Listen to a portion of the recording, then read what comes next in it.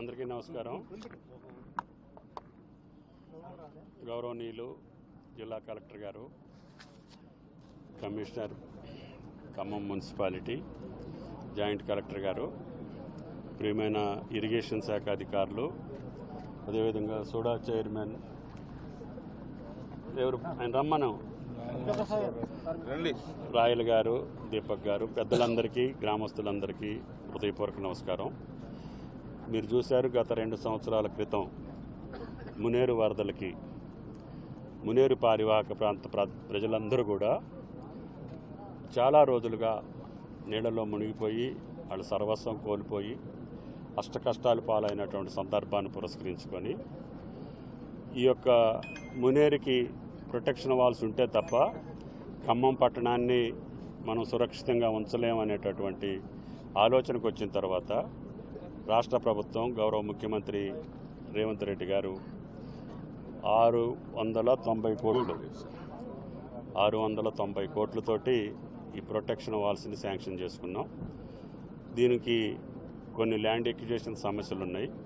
అయినా joint collector గారు, RDO చాలా భాగం పూర్తి చేశారు.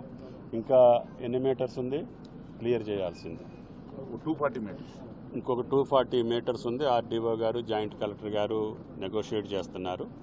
దాన్ని కూడా పనులు మొదలుపెట్టించేసి ఈ యొక్క జూన్ మాసానికి సేఫ్ లెవెల్కి తీసుకోగలిగితే ఈ బ్రిడ్జ్ నుంచి, బైపాస్ బ్రిడ్జ్ నుంచి కేబుల్ బ్రిడ్జ్ వరకు లెఫ్ట్ సైడు, రైట్ సైడు ఈ ప్రాంతాన్ని ఈ సంవత్సరం క్లోజ్ చేసుకోగలిగితే, ఎందుకంటే అత్యధిక నివాసాలు ఉండేటటువంటి ప్రాంతం, పేద ప్రజలు ఉండేటటువంటి ప్రాంతం కాబట్టి ఇంత కష్టపడి పనిచేశారు. కాబట్టి ఇంకా ఈ 2 గ్యాపులు కూడా ఆ యొక్క ల్యాండ్ ఓనర్స్ తోటి మాట్లాడి వాళ్ళకి ఏ రకంగా రాష్ట్ర ప్రభుత్వం సహాయం చేస్తుందో ఆ రకంగా చేసి వెంటనే రేపటి నుంచి ఈ 2 గ్యాపులు కూడా సేఫ్ లెవెల్కి తీసుకొచ్చి జూలై, ఆగస్టులో వచ్చేటటువంటి వర్షాలకి ఎట్టి పరిస్థితుల్లో మునేరు వస్తే ఆ మునేరు జలాలు ఖమ్మం పట్టణంలోకి రావద్దు.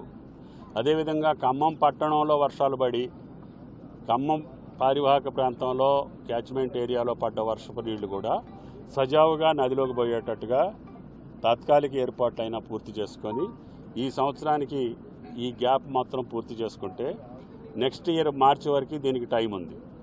27 మార్చి వరకు టోటల్గా పూర్తి చేయాల్సినటువంటి అవసరం ఉంది. కలెక్టర్ గారు, కమిషనరు, జాయింట్ కలెక్టరు ప్రతి 3-4 రోజులకి దీన్ని రివ్యూ చేసి ఇప్పుడు జరిగినటువంటి ఆలస్యం మళ్ళీ ఫర్దర్గా జరగకుండా, వర్షాకాలం దగ్గరలో ఉంది కాబట్టి ఈ మెయిన్ గ్యాప్స్ని పూర్తి చేసుకుంటే ఈ జనవాసాలు ఉన్నటువంటి ప్రాంతాన్ని రక్షించుకోగలుగుతాం. మిగతాది నెక్స్ట్ ఇయర్లో పూర్తి చేసుకొని ఖమ్మం పట్టణం శాశ్వతంగా మునేరు వరదల బాధ నుంచి మనం ప్రజలను రక్షించుకోవటం, అదేవిధంగా ఖమ్మం ప్రాంతాన్ని మనం పరిశుభ్రంగా ఉంచుకునే అవకాశం కూడా ఉంటుంది. దానివల్ల ఈ యొక్క మునేరు పారివాహక ప్రాంతాల్లో ఉన్నటువంటి పేద ప్రజలు కావచ్చు, ప్రజలందరూ సురక్షితంగా ఉండాలనేది రాష్ట్ర ప్రభుత్వ ఆలోచన. దానికి తగ్గట్టుగా ఇరిగేషన్ శాఖ అధికారులు కూడా కొద్దిగా శ్రద్ధ పెట్టి తప్పకుండా అనుకున్న సమయానికి ఈ 2 బ్రిడ్జిల మధ్యలో ఉన్నటువంటి ప్రాంతం రైట్ సైడ్, లెఫ్ట్ సైడ్ పూర్తి చేయమని చెప్పి అధికారులను కోరుకుంటూ ఈ యొక్క అవకాశం ఇచ్చిన మీకు కూడా ధన్యవాదాలు తెలియజేస్తూ మళ్ళీ పోయినసారి బాధలు మళ్ళీ పునరావృతం కాకుండా ఉండాలని చెప్పి విజ్ఞప్తి. Thank you.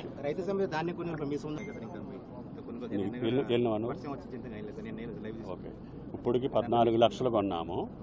ఇంకా రాష్ట్రం మొత్తం మీద ఉంటే కూడా ఇంకో 1 లక్ష ఉండొచ్చు. 2-3 రోజుల్లో మొక్కజొన్నలు అనేది లేదు. మొక్కజొన్నలు భారతదేశంలో ఏ రాష్ట్రంలో కొనుగోలు చేయట్లా. నువ్వు అందరికి అడుగు, పక్కన ఆంధ్రప్రదేశ్ అడుగు, కర్ణాటక అడుగు, ఛత్తీస్గఢ్ అడుగు, మహారాష్ట్ర అడుగు, మొక్కజొన్నలు ఎక్కడైనా ప్రభుత్వం కొన్నదా? బీజేపీ పాలిత రాష్ట్రాలను కూడా అడిగి మళ్ళీ రేపు ఒకవేళ ఎక్కడన్నా ఉంటే జేసీ గారికి అప్పచెప్పు, ఎమ్మటే రేపు పొద్దున్న వెళ్ళి కాటా చేస్తా. ఎక్కడా కూడా రైతులు ఇబ్బంది పడట్లేదు. ఉన్నటువంటి ఇబ్బందులు కేంద్ర ప్రభుత్వం యొక్క చర్యల వల్ల జరిగినటువంటి ఇబ్బందులు. ఆ ఇబ్బందులు ఏంటంటే డీజిల్ రాక మనం ఎన్ని రోజులు సఫర్ అయ్యాం. డీజిల్ ఆయిల్ సప్లై చేసేది ఎవరు? డీజిల్ సప్లై చేసేది ఎవరు? కేంద్రం చేయకపోవటం వల్ల లారీలు రాకపోవటం వల్ల ట్రాన్స్పోర్ట్ జరగల. అర్థమైందా? పశ్చిమ బెంగాల్ ఎన్నికలు జరిగినాయి కాబట్టి ఇక్కడ ఉన్నటువంటి హమాలీలందరూ పశ్చిమ బెంగాల్ వాళ్ళే. కాటా చేయాలన్నా బస్తాలు మోయాలి. అయినా హీట్ వేవ్స్ ఉన్నాయి. మధ్యాహ్నం పూట పనులు జరగట్లా. అయినా కలెక్టర్ గారు ప్రత్యేక శ్రద్ధ తీసుకొని ఖమ్మం జిల్లా is the number 1 in procurement. అర్థమైందా?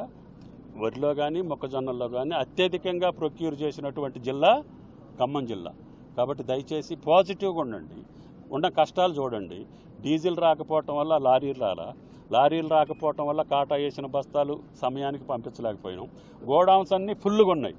పక్క రాష్ట్రాల్లో గోడౌన్స్ను కూడా బుక్ చేసి ఇప్పుడు ఆంధ్రప్రదేశ్కి కానీ పక్కనున్నటువంటి బీదర్కి కూడా పక్కనున్నటువంటి కర్ణాటక రాష్ట్రానికి కూడా మనం మొక్కజొన్నలు పంపించి దాస్తున్నాం. అయినా సరే రైతు సుఖంగా ఉండాలి. ఆయన అమ్మేది 2400, మన ఇంటికి వచ్చేది 3000కి వస్తుంది. గోడౌన్కి చేరేసరికి 3000ది మళ్ళీ బయట అమ్మితే 1400 వస్తాయి మనకి. అయినా సరే ఒక్కొక్క క్వింటాల్కి అంత నష్టమైనా కానీ రైతు క్షేమం కోసం ముఖ్యమంత్రి గారు నిర్ణయం తీసుకున్నారు. జొన్నలే కావచ్చు, మొక్కజొన్నలే కావచ్చు, వరే కావచ్చు. వరి మొత్తం భారతదేశంలో మనం ఇప్పటికి 65 లక్షలు కొన్నాం. భారతదేశం మొత్తం 50 లక్షలు కొనలా.